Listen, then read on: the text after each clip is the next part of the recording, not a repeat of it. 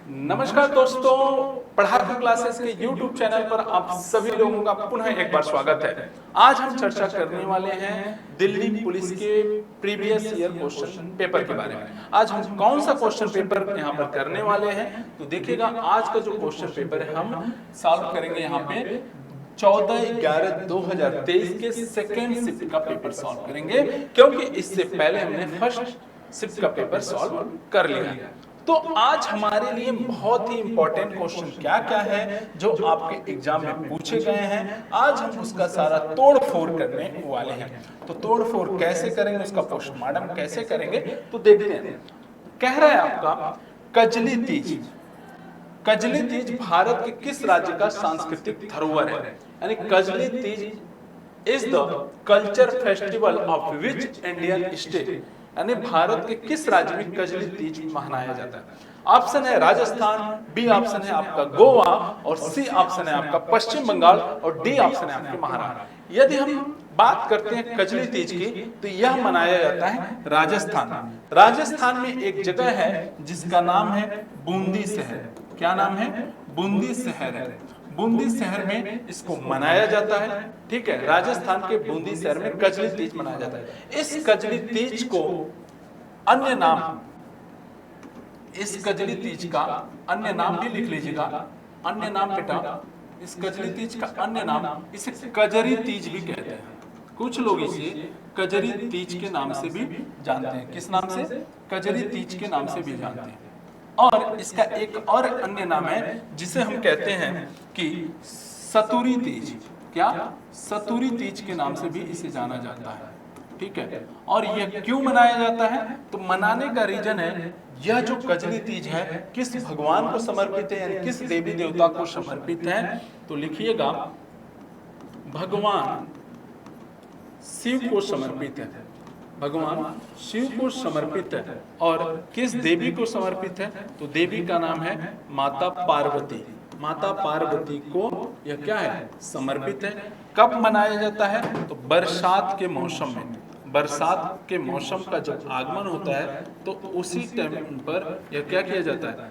कजरी तीज को या कजली तीज को मनाया जाता है। ठीक है, समझ गए? तो चलिए, अब यहाँ पे जो ऑप्शन है गोवा, पश्चिम बंगाल, महाराष्ट्र, यहाँ पे कौन से हैं? तो धीरे धीरे आपके सारे क्वेश्चन ऑप्शन में आने वाले हैं और सारे आपके सॉल्व हो जाएंगे। ठीक है, और जो हमारी क्लासेस चलेंगी, क्लासेस में इस सभी चीज को डिटेल से हम लोग चर्चा करेंगे। अब अगला प्रश्न है कि हिंदी उपन्यास इंद्रजाल किसने लिखा? अब ऑप्शन में आपके दिया है रामधारी सिंह दिनकर, बी ऑप्शन है आपका हरिवंश राय बच्चन, सी ऑप्शन है जयशंकर प्रसाद, और डी ऑप्शन है नामवर सिंह। यहाँ पे पूछा है उपन्यास के बारे में। उपन्यास की बात करते हैं तो जो रामधारी सिंह दिनकर है बेटा, इन्होंने उपन्यास पे कोई काम नहीं किया, यानी उपन्यास इन्होंने नहीं लिखा। फिर यदि हरिवंश राय बच्चन की, तो हरिवंश राय बच्चन के आपने बहुत सारी कविताएं सुनी होंगी। ठीक है, तो इन्होंने भी उपन्यास नहीं लिखा है। देखिए, ऐसे ही क्वेश्चन को एलिमिनेट करते हैं हम लोग। ठीक है, तो यानी इन्होंने भी उपन्यास नहीं लिखा। अब हमारे पास ऑप्शन दो बचता है, और दो ऑप्शन है, एक तो जयशंकर प्रसाद और डी ऑप्शन है आपका नामवर सिंह। यदि हम यहीं पे नामवर सिंह की बात करते हैं तो इन्होंने भी उपन्यास पे काम नहीं किया, इन्होंने भी उपन्यास नहीं लिखा है। इन्होंने हिंदी आलोचक या शिक्षाविद या भाषाविद के रूप में काम किया है। ठीक है, अब बचता है आपका ऑप्शन केवल ए, जयशंकर प्रसाद, और जयशंकर प्रसाद क्या होगा? सही ऑप्शन होगा। इन्होंने इंद्रजाल नामक उपन्यास लिखा है, और इसी तरह क्वेश्चन को एलिमिनेट करके हम लोग सॉल्व कर सकते हैं। यदि हम जयशंकर प्रसाद की बात करते हैं, देखिएगा आप लोग कि इन्होंने कौन कौन सी रचनाएं लिखी हैं। यदि हम जयशंकर प्रसाद की बात करें तो इनकी रचनाओं का नाम आप लोग लिख लीजिए।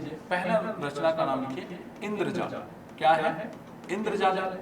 इंद्रजाल के बाद इन्होंने क्या लिखा है? इंद्रजाल के बाद कंकाल लिखा है। कंकाल जो इनकी प्रसिद्ध रचनाएं, फेमस रचनाएं हैं, उसके बाद फिर इन्होंने तितली के बारे में लिखा है। तितली लिखा है। फिर इन्होंने इरावती, इरावती पे लिखा है।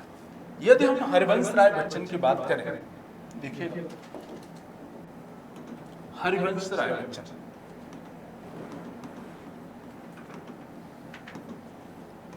हरिवंश राय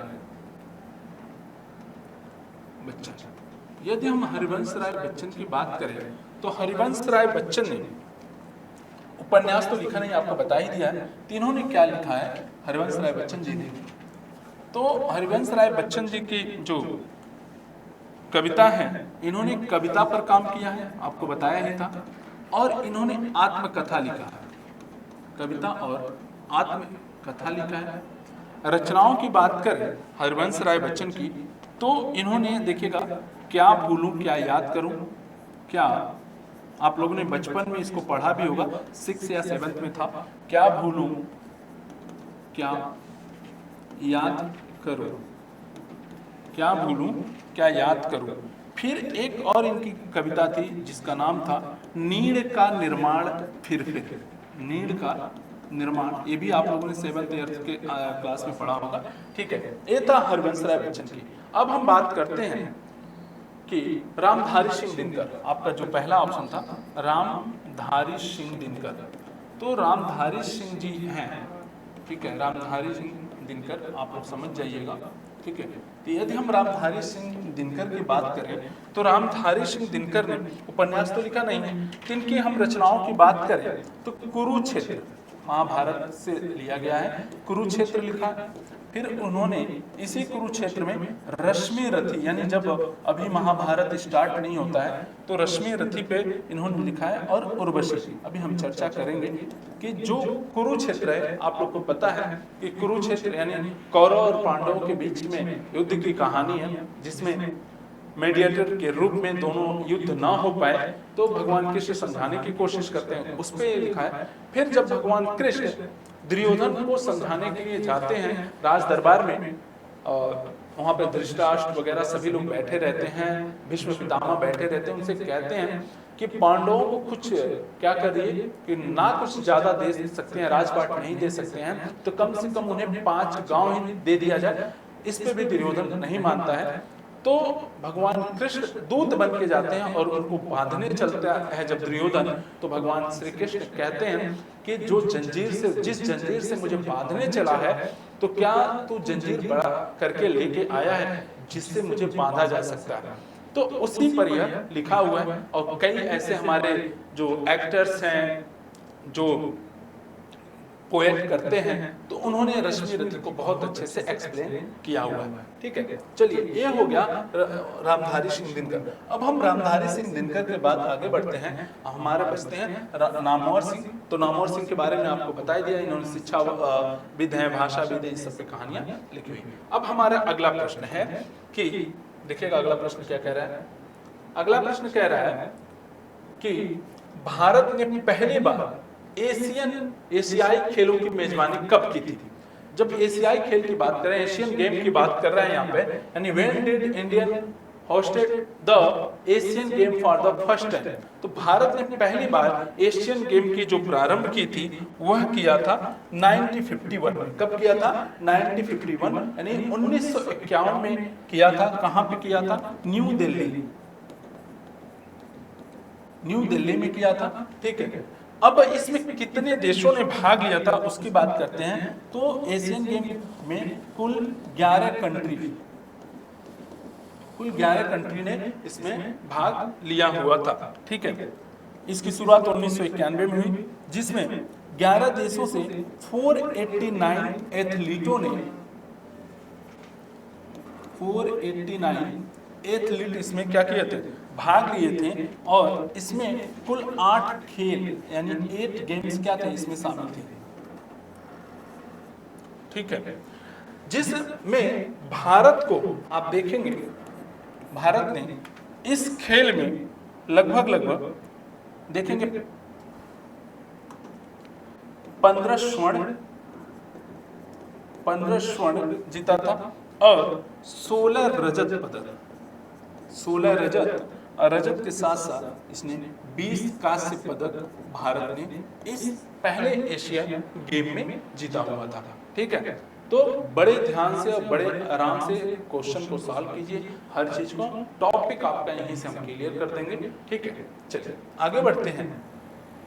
जो बच्चा नहीं पढ़ रहा है ध्यान दें कि जब आप पढ़ाई नहीं करते हैं और आपके बगल का बच्चा का सिलेक्शन हो जाएगा तो जो ताने सुनने को मिलेंगे वो आपके पड़ोस के लोग सुनाएंगे, आपके घर वाले सुनाएंगे, फिर आपका जीना, कहते हैं गांव में कि जीना हराम कर देंगे, तो ही हालत आपकी होगी। और जिससे आप थोड़ी बहुत प्यार मोहब्बत भी करते हैं ना, वो भी कहेगी तुमने किया क्या है। तो इसलिए सिलेक्शन लीजिए, ठीक है, क्योंकि कोई ना कोई आपके लिए पढ़ रहा है, आपके लिए राहें तक रहा है। तो आप इतना कीजिए कि आप बस सिलेक्शन ले लीजिए, ठीक है।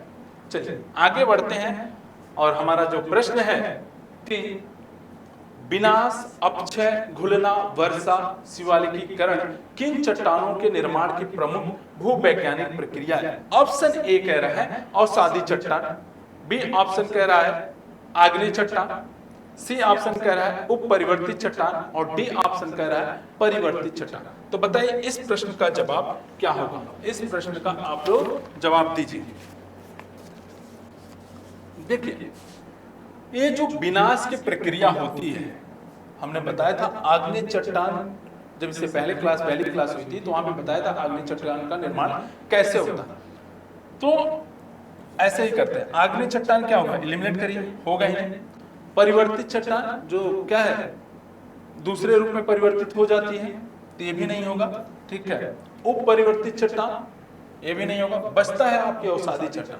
अवसादी चट्टान क्या होती है कि छोटे छोटे धूल कणों से, जो धूल के कण होते हैं, ठीक है, बर्फ होती है, रेत होती है, पत्थर के छोटे छोटे टुकड़े होते हैं, तो इन्हीं सभी चीजों से मिलकर क्या होता है, अवसादी चट्टानों का निर्माण होता है। और इसीलिए कह रहा है कि जो विनाश की प्रक्रिया होगी, अपक्षय की प्रक्रिया, घुलना, बारिश होगा तो क्या होगा, मिट्टी है, धूल है तो उसमें घुल जाएगी, बरसात के द्वारा क्या होगा, बह के जाएंगी, और शिवालिकीकरण, इन सभी जो क्रियाएं होती हैं वो किसमें होगा, अवसादी चट्टान में होगा, ठीक है। चलिए आगे बढ़ते हैं और अगला प्रश्न है कि ईसाई धर्म में मनाए जाने वाले त्योहार के बारे में निम्नलिखित में से कौन सा कथन सही है।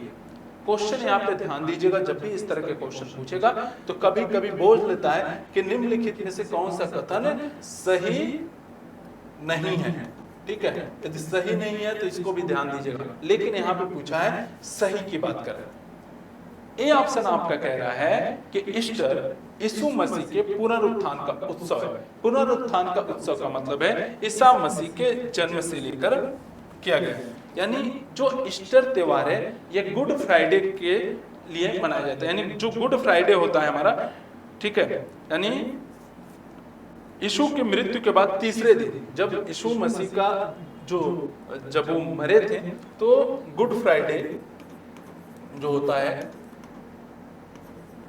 गुड फ्राइडे के तीसरे दिन का मतलब रविवार के दिन मनाया जाता है। तो ये ऑप्शन सही होगा। बी ऑप्शन कह रहा है कि बाइबल के अनुसार यीशु को सूली पर चढ़ाए जाने के 3 दिन बाद वो पुनर्जीवित हुए थे। तो जो ऑप्शन ए है उसी को देखिए, ये ऑप्शन आप पकड़िए और बी ऑप्शन पे तुरंत आप पहुंच जाएंगे। और सी ऑप्शन कह रहा है गुड फ्राइडे यीशु मसीह के सूली पर चढ़ाए जाने की स्मृति में मनाया जाता है। तो क्या होगा इसका, यदि हम सही जवाब देखते हैं तो सी ऑप्शन को एलिमिनेट करें तो सी ऑप्शन देखिए किस किस में है। देखिए ए में है, नहीं होगा, बी में है, ये भी नहीं होगा, हाँ बी में भी नहीं होगा, सी में, तो बचता है आपके पास डी ऑप्शन। तो ए बी क्या होगा, ये सही होगा, ठीक है। चलिए आगे बढ़ते हैं और अगला प्रश्न है, ये साइंस का क्वेश्चन, इसको हम छोड़ते हैं क्योंकि साइंस वाले सर आपको यहाँ पे करा चुके होंगे, ठीक है। कि ओजोन अणु का आणविक द्रव्यमान कितना है, तो ऐसे बता देते हैं कि आणविक द्रव्यमान इसका 48 होता है, ठीक है। यानी O3 होता है और O3 को क्या करते हैं 16 से डिवाइड कर देते हैं, सॉरी डिवाइड नहीं, यानी गुणा करके वहां पे क्या करेंगे, इसका जो आणविक द्रव्यमान निकल के आएगा वो क्या होगा 48 हो जाएगा, ठीक है।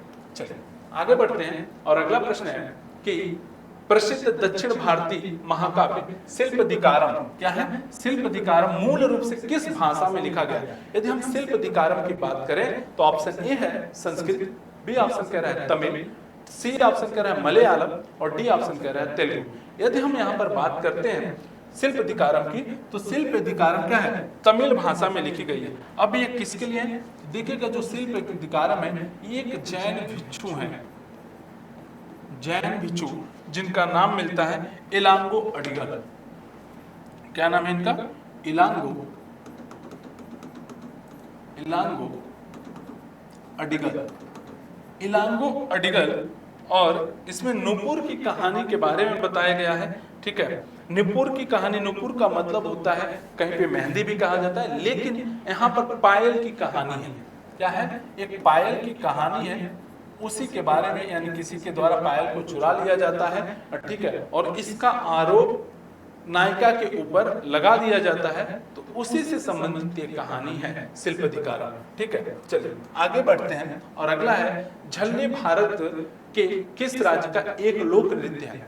लोक नृत्य आप सभी लोग को बता ही दिया गया है। लोक नृत्य जो अपने आसपास के क्षेत्रों में, अपने एरिया में क्या किया जाता है, लोगों द्वारा किया जाता है, वही है लोक नृत्य। ठीक है, तो लोक नृत्य है, बता दिए। तो ये झल्ली कहाँ पर किया जाता है? तो जो झल्ली नृत्य है, ऑप्शन ए है उत्तर प्रदेश, बी ऑप्शन है मध्य प्रदेश, सी ऑप्शन है आपका बिहार, और डी ऑप्शन है हिमाचल प्रदेश। तो जो लोक नृत्य है यह हिमाचल प्रदेश में, यानी झल्ली नृत्य क्या है, हिमाचल प्रदेश में है। ये क्या होता है, विशेष रूप से वार्षिक मेलों के दौरान, विशेष रूप से वार्षिक मेलों के दौरान,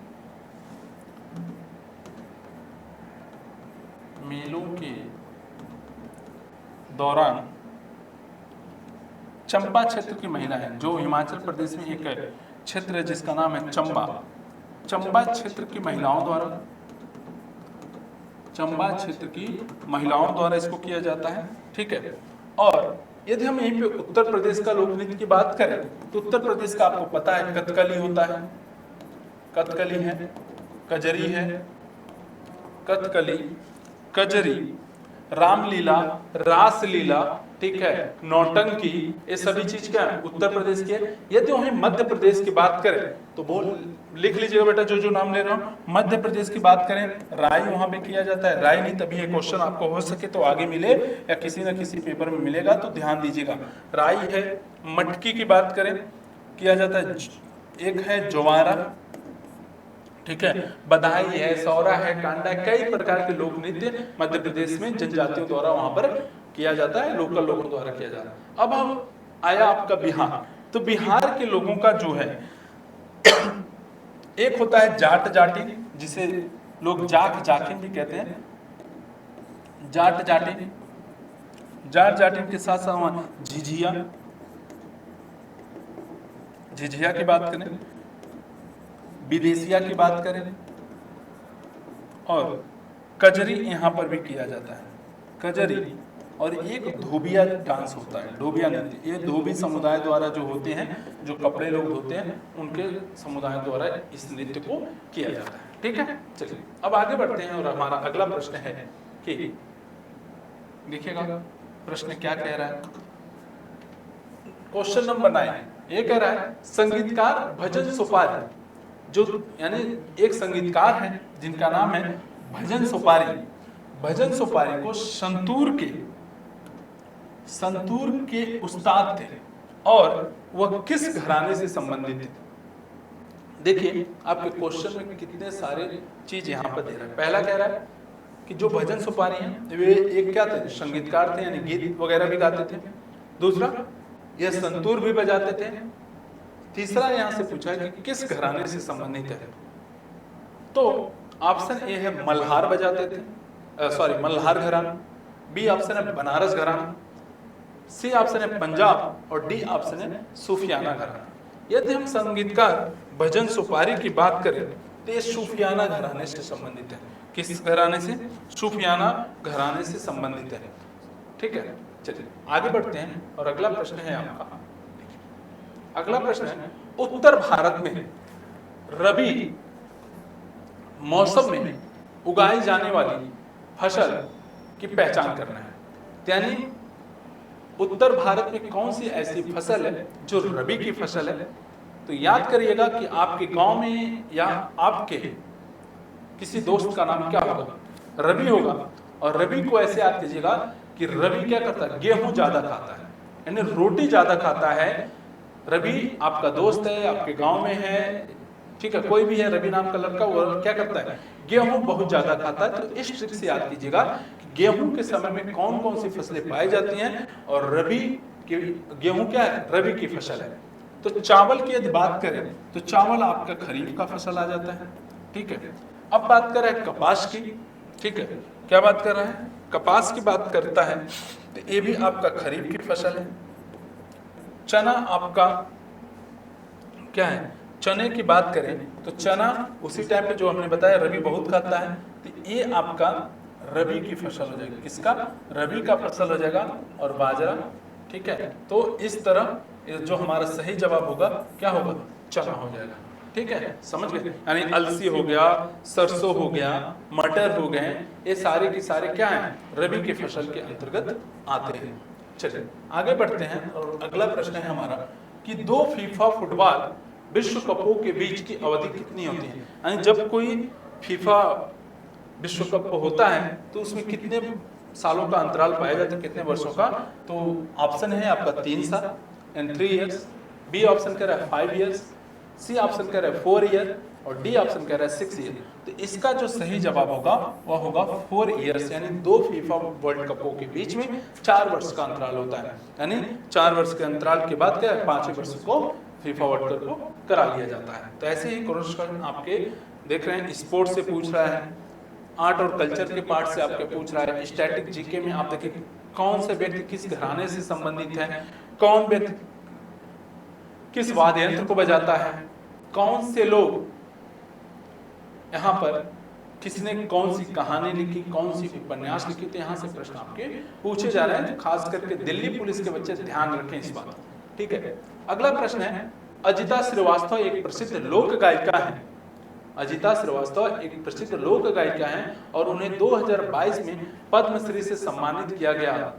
वह कहां से है, यही क्वेश्चन पूछा। ऑप्शन है महाराष्ट्र, बी ऑप्शन है आपके गुजरात, सी ऑप्शन कह रहा है मध्य प्रदेश, डी ऑप्शन कह रहा है उत्तर प्रदेश। यदि हम अजिता श्रीवास्तव की बात करते हैं तो क्या है, पहला देखिए आपसे पूछ सकता है अजिता श्रीवास्तव का संबंध किससे है। तो अजिता श्रीवास्तव लोक गायिका है, और अजिता श्रीवास्तव कजरी को इन्होंने बहुत आगे बढ़ाया है। और कजरी कहाँ का, अभी हमने बात किया तो उत्तर प्रदेश का।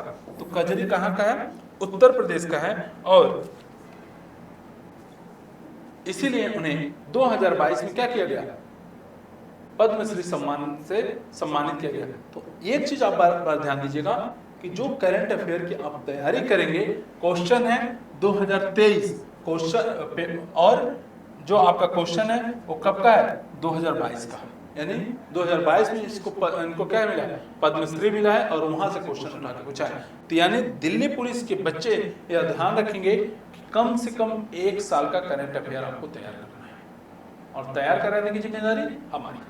चलिए आगे बढ़ते हैं बेटा, सेशन को मजेदार और शानदार आप लोग बनाइएगा, शेयर करके, लाइक करके, ठीक है। वीडियो को जितना ज्यादा से ज्यादा शेयर करेंगे हमारा मनोबल उतना ही उत्साहित होगा, हम उतने ही क्लास आपको और अच्छे से देने की कोशिश करेंगे, अच्छे अच्छे आपको कंटेंट मिले, ये हमारी पहली प्राथमिकता रहेगी, ठीक है। चलिए आगे बढ़ते हैं, और अगला प्रश्न है बेटा, ठीक है, आपके मैसेज भी देखना पड़ता है। अगला प्रश्न है, कटाखाल, जीरी, चीरी, मधुरा, लोंगई, सोनाई, रुकनी और सिंगला किस नदी की प्रमुख सहायक नदी है, ये पूछा है। ऑप्शन ए है चंबल नदी, बी ऑप्शन है बराक नदी, सी ऑप्शन है दामोदर नदी, और डी ऑप्शन है घाघरा नदी। यदि हम बात करते हैं किस नदी की सहायक नदी है, तो बराक नदी बेटा, इस जो ये सारी चीजें हैं वो बराक नदी होगा। और बराक नदी कहाँ से निकलती है, तो इसकी बात करते हैं। तो देखिए बराक नदी मणिपुर की पहाड़ियों से निकलती है, मणिपुर की पहाड़ियों से निकलती है, मणिपुर की पहाड़ियों से निकलने वाली नदी है, ठीक है। तो ये सभी उसी की क्या है, सहायक नदी। चंबल की क्या होगी, दामोदर, घाघरा है। जब हम नदी तंत्र पढ़ेंगे बेटा तो वहां पे चर्चा करेंगे किस कौन सी नदी कहाँ से निकलती है, किस नदी की कौन सी सहायक नदियां हैं, ठीक है, चर्चा करेंगे। चलिए अगला प्रश्न है कि भारत में कौन सा परिवहन साधन घर से घर यानी डोर टू डोर सर्विस प्रदान करने का काम करता है। ऑप्शन ए कह रहा है जलमार्ग। जलमार्ग की यदि बात करें तो क्या सभी लोगों के घर जल से जुड़े हुए हैं, नहीं जुड़े हैं, तो ऑप्शन ए क्या होगा, गलत होगा। बी ऑप्शन कह रहे हैं सड़क परिवहन। तो सड़क परिवहन एक ऐसा माध्यम है जो डोर टू डोर क्या करता है, सर्विस प्रोवाइड करता है। तो इसका जो सही ऑप्शन होगा बी होगा। रेलवे क्या है, रेल मार्ग है, उस शहर को शहर से जोड़ने के कनेक्ट करता है, तो घर से घर को जोड़ता नहीं, तो ये भी नहीं होगा। हवाई परिवहन आसमान से उड़ता है, तो एक शहर से दूसरे शहर में जाके क्या करता है, लोगों को पहुंचाने का काम करता है, तो नहीं होगा। ऐसे ही क्वेश्चन आपके कुछ पूछेंगे कॉमन सेंस के। अगला है फास्टिंग फेस्टिंग नामक परिवार की कहानी पर आधारित उपन्यास निम्नलिखित में से किसने लिखा? अनीता देसाई ने, बी ऑप्शन है अरुंधति राय ने, सी ऑप्शन है अरविंद अडिगा, और डी ऑप्शन है किरण देसाई। तो यदि हम बात करते हैं कि फास्टिंग फेस्टिंग नामक कहानी की, जो है फास्टिंग फेस्टिंग नामक कहानी, ठीक है, यह एक भारतीय परिवार की कहानी है और इसको लिखा है अनीता देसाई ने, और दो भाइयों की, यानी एक भाई है, भाई और बहनों के बीच की एक कहानी है, भाई और बहनों के बीच की कहानी है। भाई का नाम मिलता है, भाई का नाम इसमें अरुण रहता है, भाई का नाम अरुण है और बहन का नाम है उमा, ठीक है। और इन दोनों के बीच में डिबेट किस बात का होता है कि भारतीय सभ्यता और पश्चिमी सभ्यता को लेकर के दोनों भाई और बहनों में क्या होता है, डिबेट होता है। उसी के आधारित एक कहानी है और इसको लिखा है अनीता देसाई ने। चलिए अगले प्रश्न की तरफ बढ़ते हैं। अगला प्रश्न है हमारा, दक्षिण भारत के निम्नलिखित में से किस नृत्य को मोर नृत्य कहा जाता है, यानी पीकॉक डांस कहते हैं? तो बेटा बार बार आपसे कहता हूँ पढ़ाई कीजिए, ध्यान दीजिए, कहीं भी इधर उधर मत भटकिए, नहीं तो जो आपकी फ्यूचर है वो आपसे दूर हो जाएंगी। और बहुत ही अच्छी एक लाइन है कि बजने लगे हैं दिल के तार धीरे धीरे, क्या कि बजने लगे हैं दिल के तार धीरे धीरे, कि बजने लगे हैं दिल के तार धीरे धीरे, कैसे करूंगी इजहार धीरे धीरे, जब से पता चला है लड़का पुलिस है तब से पढ़ने लगे हूं धीरे धीरे। तो आप अपना फोकस एक एग्जाम पे दे लीजिए, दिल्ली पुलिस, अच्छी वैकेंसी, अक्टूबर नवंबर के आसपास आपका एग्जाम होगा, 100 क्वेश्चन पढ़ने हैं, 50 क्वेश्चन आपके जीएस से आने हैं, जिसमें से 18 से 20 क्वेश्चन जो आपके हैं स्टैटिक, जीके और ज्योग्राफी मैं कंप्लीट करा रहा हूं, करंट अफेयर के क्वेश्चन मैं कराऊंगा। तो लगभग आप देखेंगे तो 20 से लेकर के 25 क्वेश्चन का रेशियो का जो दामोदार है, जो जिम्मेदारी है हमें दी गई है, और मैं उसको बहुत बेखूबी से निभाऊंगा। और जो हमारे पुराने स्टूडेंट हैं, जो हमारे पुराने बच्चे हैं, उनको पता है मेरे पढ़ाने का तरीका क्या है, ठीक है। चलिए आगे बढ़ते हैं। अच्छा हाँ, इसी प्रश्न पे कि जो दक्षिण भारत के निम्नलिखित में किस नृत्य को मोर नृत्य को कहा जाता है? ऑप्शन ए है गड़गी, बी ऑप्शन है पदायनी, सी ऑप्शन है मलियट्टम, और डी ऑप्शन है कुंभी। यदि हम इसकी बात करते हैं, ठीक है, तो क्वेश्चन नंबर 16 है, ठीक है। तो यह मनाया जाता है मलियट्टम में। कहाँ मनाया जाता है? मलियट्टम में। मली का मतलब, मलियट्टम का मतलब, यहीं पे देख लीजिए बेटा, यहीं पे लिख देता हूं। मली का मतलब होता है क्या? मली का मतलब होता है आपका मोर, मली का मतलब होता है मोर, और अट्टम का मतलब होता है नृत्य, यानी जो मोर की तरह नृत्य करे तो क्या है, मलियट्टम है। और यह क्या है, दक्षिण भारत के 2 राज्य, पहला लिखिए तमिलनाडु, तमिलनाडु में यह नृत्य किया जाता है, और तमिलनाडु के साथ साथ केरल में भी इसको किया जाता है, ठीक है। अब यहाँ पे क्या होता है, मोर के पंखों की वेशभूषा से क्या होते हैं, सजे होते हैं। जो मोर का पंख होता है उससे नर्तक लोग क्या होते हैं, अपने आप को सजा लेते हैं, और सजाने के बाद क्या करते हैं, डांस करते हैं, ठीक है। चलिए अगले प्रश्न की तरफ बढ़ते हैं, और अगला प्रश्न है कि भारतीय नदी प्रणाली के बारे में निम्नलिखित में से कौन सा कथन सही है? अभी आपका वनडे एग्जाम है, इसलिए यहाँ पे पूछ रहे हैं। यदि यही एग्जाम पीसीएस आरओ का रहता तो सीधे बोलता है निम्नलिखित में से कौन सा सही नहीं है, और फिर एलिमिनेट करते रहिए। ए ऑप्शन कह रहा है महानदी केवल छत्तीसगढ़ राज्य से होकर बहती है। तो यदि बेटा महानदी की बात करें तो छत्तीसगढ़ के सिहवा, देखिएगा सिहवा नामक पर्वत से निकलती है, सिहवा नामक पर्वत है, वहां से निकलती है। ऐसे देखिए, सिहवा पर्वत, सिहवा पर्वत से निकलती है, ठीक है।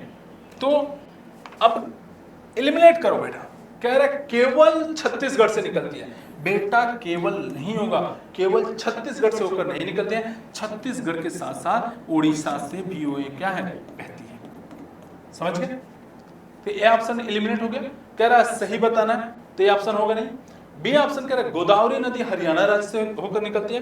यदि हम गोदावरी की बात करें तो यह निकलती है महाराष्ट्र के त्र्यंबकेश्वर, ऐसे लिख दें एमएच महाराष्ट्र, महाराष्ट्र के त्र्यंबकेश्वर, त्र्यंबकेश्वर से निकलती है।